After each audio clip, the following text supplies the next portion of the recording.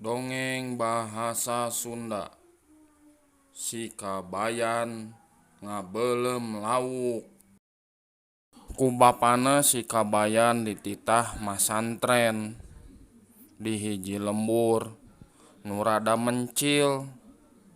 Masih keneh tradisional pasantrenna teh.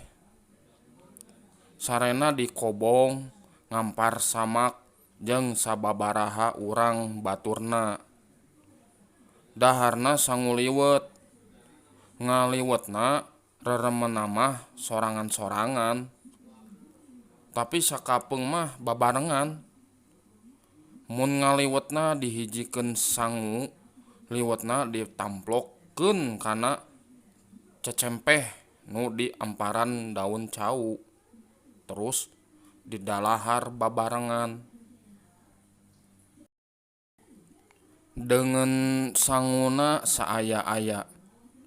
Mun tas balik mah teu hese. Da dibekelan ku kolotna. Surundeng, kere lauk, jeung sajabana. Mun teu boga deungeun sangu, si Kabayan sok nyair di solokan leutik nu teu jauh di kobongna. Sakalian bari neangan suluh keur ngaliwet. Kawantu jaman baheula mah teu usum minyak tanah atawa LPG. Mun nyair sakapeung teu bebeunangan. Sakapeung mah meunang bernyit, lele, hurang, belut, jeung lauk nu palid ti balong. Hiji mangsa waktu isuk-isuk nyair di solokan, si Kabayan meunang anak lauk emas sagede indung leungeun 2 siki. Atuh atoheun pisan.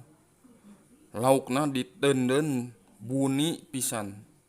Bisi dihakan ucing. Si Kabayan ngaliwet. Sanggeus asak teu terus meulem lauk. Moal waka dibeulem bisi babaturan menta. Engke wing moal kabagean. Ceuk hatena. Atuh baturna dalahar si Kabayan mah kalah kekeudeungan. Can hayang dahar teu ngareunah awak. Pokna waktu ditanya ku babaturanana. Rengse dalahar babaturanana kalaluar ti kobong rek arulin. Si Kabayan hudang. Terus muruh hawu. Ngan seuneuna geus pareum. Geus eueuh ruhayan. Malah hareupeun hawuna diheesan ucing. Ku si Kabayan ucingna digebah. Tuluy mirun seuneu. Suluhna tapas. Sanggeus tapasna ruhay, anak lauk emas dibeulem. Bari ngadagoan beulem lauk asak. Si Kabayan ngalacengek di pipir kobong. Direndos make uyah dina coet. Geus kitu ngeduk liwet tina kastrol. Diwadahan kana piring seng. Si Kabayan muruh hawu.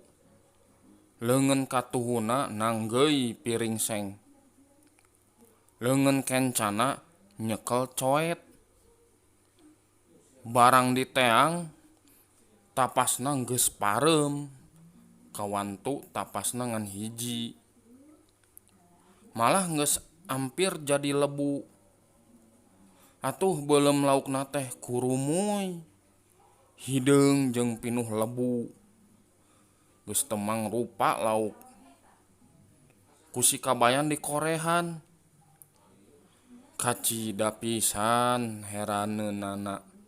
Sabab beulem laukna teh aya 3. Di mana hiji deui? tadi mah malemna ngan dua babaturan pohon gitu. Melik mah ti mana wae, cek si Kabayan dina hatena. Si Kabayan nyait belum anak lauk emas hiji.